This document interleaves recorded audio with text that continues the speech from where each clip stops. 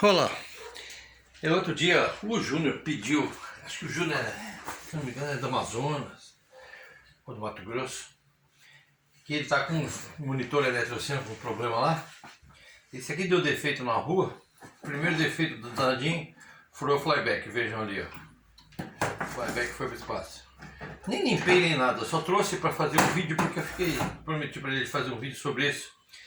Ele estava com problema de cor lá. É o seguinte, sempre presta atenção, principalmente nos monitores mais antigos, que a solda resseca.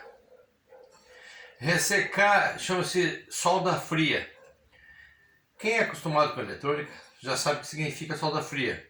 A gente pega o componente assim, às vezes você pega, por exemplo, pega esse transistor aqui, você mexe nele, os antigos era colocado com o terminal assim, ó. Era emissor, coletor e base, ele era colocado com o terminal assim, ou para trás. Aí você pega e mexe e ele está solto dentro da solda. O que tem que fazer? Ressoldar. Nesse caso aqui, esse aqui não tem problema de solda ressecada. O problema desse aqui foi só o flyback que furou mesmo.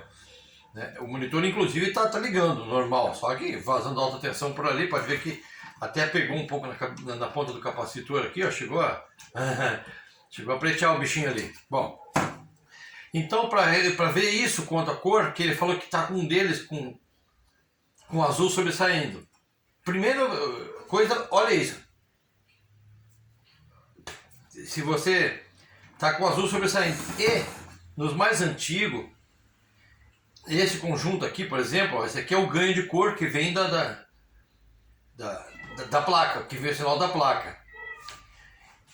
Nos mais antigos tinha 3 trimpotes desses, nem era esses bom aqui, era um outro mais vagabundo. Era 3 trimpotes. Depois saiu esse conjunto dos 3 junto, mas esse aqui, quando incomoda, você tem que trocar todos. Fica meio chatinho essa coisa. Bom, voltando lá. Problema de vertical. Vamos lá no vertical. Quando o vertical não dá regulagem, você regula, ele fica espichado ou ele encolhe demais. Aqui, um microfone de 160 volts. Você vai tirar ele fora do lugar, ele tá bom, não tá bom. Troca ele, põe um novo. Eu já tive deles que tirei, resolveu o problema, coloquei ele num outro monitor e o filho da mãe saiu funcionando. Às vezes ele, sei lá o que aconteceu, ele teimou com o lugar que estava, não quis mais funcionar ali. O sincronismo horizontal, quando não está firmando, esse aqui, deixa eu ver, cadê o capacitor? Tem um capacitor de disco que aqui não tem, ó. Tem um capacitor de disco por aqui, que é lá no M90, se não me engano. Tem um capacitor de disco por aqui. Desculpa, gente, eu tô de óculos, tá um pouco escuro aqui. Tem um capacitor de disco por aqui. Pode trocar. Não lembro também quem não me lembro porque eu tô sem nenhum M90 aqui. Eu tinha um danificado ali que eu ia usar para modelo, ele tava cheio de mau contato. Mas eu acho que o filho levou ele. Os dois que estavam jogando no canto ali, o filho levou, porque o filho tá dando uma geral em umas máquinas que ele tem, que ele tá vendendo as máquinas dele. Aí, os M90, os mais antigos, os primeiros Eletrocian, eles tinham 2 trimpotes aqui, ó, linearidade vertical e o horizontal. Então esse capacitor de disco, eu não me lembro, se não me falha a memória, ele era pro lado de cá do CI. Uma única vez eu troquei um CI desse. Uma única vez. Ele não partia, não oscilava de jeito nenhum, não derrubava a fonte, não acontecia nada. Ou simplesmente o CI estava aberto a alimentação. Danificou, alguma coisa de qualidade. Foi trocar e o monitor saiu trabalhando. Mau contato nos trimpotes, nos mais antigos que ficava o cursor, a gente faz o quê? Hoje tem óleo spray, tem os WD da vida, tem esses óleos assim que dá para usar aqui tranquilo. A gente fazia o que no passado? A gente pegava óleo de máquina, misturava com álcool numa seringa, agitava e botava uma gotinha e e girava bastante o cursor porque o contato ali, ele era exposto naquela época, né? E sujava bastante. Aí começava a dar mau contato e dava bastante problema, de tudo. Aí muita gente trocava o trimpote e não era só uma limpeza, porque é carvão ali, né? E ó, é só olhar, esse monitor aqui, ele tá nessa máquina, puta gente, eu comprei ele no passado, eu cortei um pedaço do dissipador que eu coloquei ele dentro da giga. Eu comprei esse monitor lá, logo que lançou. E ele funcionou até agora, poxa, quantos anos isso tem? Tem mais de 20 anos lá trabalhando, sei lá. Deixa eu lembrar o que mais que eu tenho aqui. Ó, mau contato ou solda fria é mais ou menos uma coisa assim, amigo, ó. Vejam aqui no pé dessa resistência que tem aqui, ó. Não, isso aqui é do fusível aqui, ó, na fonte aqui, ó. Estão vendo que fica esbranquiçado, ó? Esse esbranquiçado, geralmente, nas resistências que tem carga, quem trabalha com um pouquinho de carga, vejam ali, ó, naquelas resistências, tem umas resistências que você mexe nelas e ela acaba soldando, porque a solda está ressecando e está soltando, como aqui no PTC, aqui, ó, o PTC está firme, mas você vai ver, vários componentes você vai pegar, vai mexer assim. Então nesses lugares que a solda está branca, que ela parece que ficou rala, parece que está farinhenta, pode ressoldar. Vejam aqui, ó, no pé desse resistor aqui, geralmente por perto do flyback, acontece muito disso. Por perto do flyback, aquelas resistências de carga do flyback, o capacitor de largura, geralmente esses componentes maiores, assim, porque eles trepidam mais, a molecada bate na máquina, transporta, isso balança para tudo quanto é lado e acaba aqui trepidando e vai soltando o componente, né? Então, prestem atenção nisso, solda fria, olha aqui no pé desse capacitor aqui, ó. Né? Prestar atenção nessas coisas assim, porque essas coisas incomodam. Quanto ao vertical lá que o Júnior precisava, no caso do M90, esse capacitor é mais ou menos por aqui assim, ó, se eu não me falha a memória. Droga que eu não estou com o monitor aqui. Quanto ao azul, presta atenção nos tip com mau contato, segue a tensão do azul, né? Quando eles tem uns que tu tinha o controle de grade por aqui, esse já não tem, ó. Então aquele potenciômetro de grade precisava lubrificar o conector da placa, ressoldar aqui o conector, que vai lá no tubo de imagem. Já tive problemas chato que o transistor não conduzia de jeito nenhum, aqui em cima. Não conduzia, não queria, sei lá, a peste do monitor não queria conduzir. Aí, mexi dias nele, trabalhei dias e a porcaria do monitor, nada. Aí o Zé Roberto, na época, que era meu amigo e sócio, ele falou, vamos levar lá na Eletrocena, perdendo tempo com isso daí. Porque ali a gente sobe ali em São Paulo, leva lá na Eletrocena e lá eles fazem rapidão, os caras trabalham só com o próprio monitor, né? Aí eu não, porra, eu sou técnico há tantos anos, levar uma canseira do monitor, né? Gente, quando eu apaguei a luz, eu tinha esquecido de desligar a bancada, eu prestei atenção, ele estava ligado na giga e tinha uma luminosidade dentro do fenolite. Opa, tem uma coisa errada ali naquele fenolite. Porque eu testei tudo, troquei tudo e nada funcionava. Gente, ele carbonizou por dentro do fenolite, não dava para ver aqui, nem estava queimado.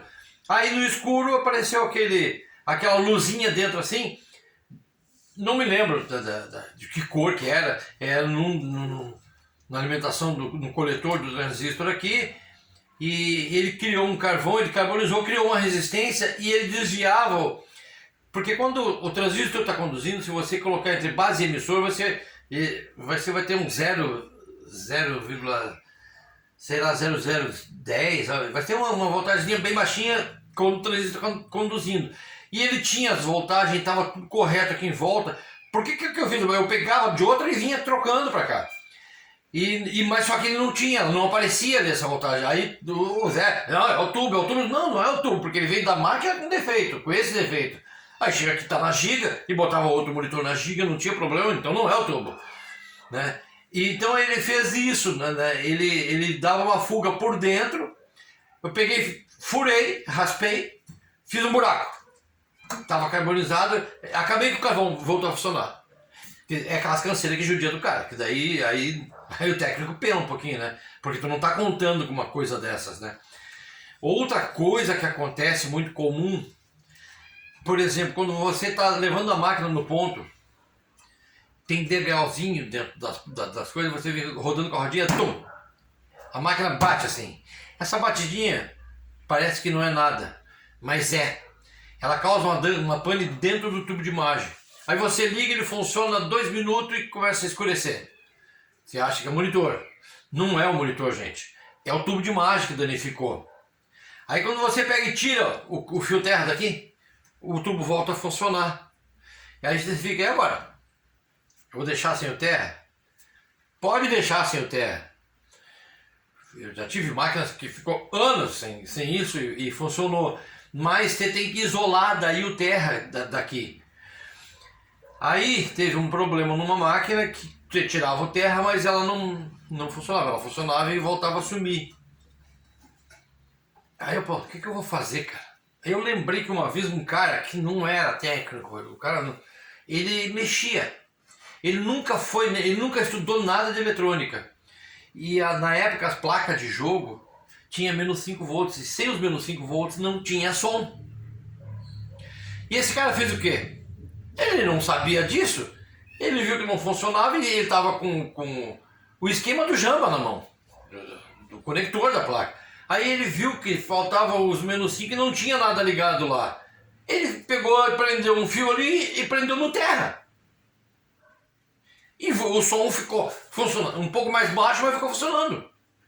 Aí eu pensei, putz, eu vou fazer uma fonte com 7905, faço uma fonte de menos 5 volts e vou injetar menos 5 aqui. Gente, eu injetei menos 5 volts aqui, o tubo voltou a funcionar. Ficou anos funcionando.